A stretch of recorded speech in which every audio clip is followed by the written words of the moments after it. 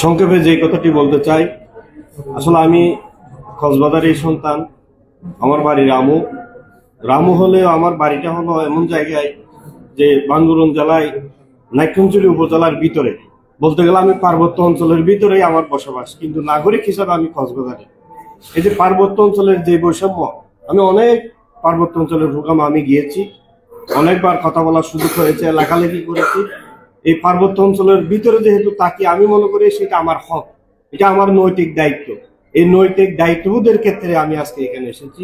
সম্মানিত ভাইরা, আমি সাংবাদিক ভাইদেরকে আহ্বান করব, আপনাদের মাধ্যমে আমরা সরকারকে জানিয়ে দিতে চাই, আমরা আপনাদের মাধ্যমে বাংলাদেশের সচেতন নাগরিককে আমরা জানিয়ে দিতে চাই, এই যে বান্দরবান, এই যে কি বলে যে পার্বত্য অঞ্চলের যে বৈষম্য, বাংলাদেশে একটি ছাত্র জনতা গণ অভ্যুত্থানের মাধ্যমে আমরা নতুন বাংলাদেশ পেয়েছি।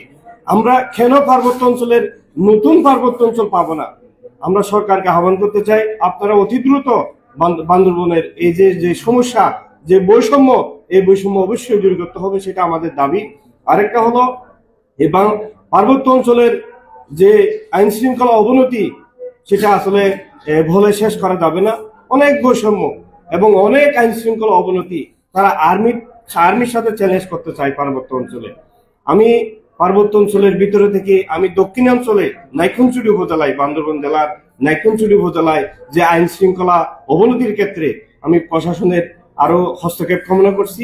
আইন শৃঙ্খলা যাতে সুস্থ সুন্দরভাবে আমাদের দেশকে রক্ষা করতে পারে, আমি আপনাদেরকে উদাত্ত আহ্বান জানাবো।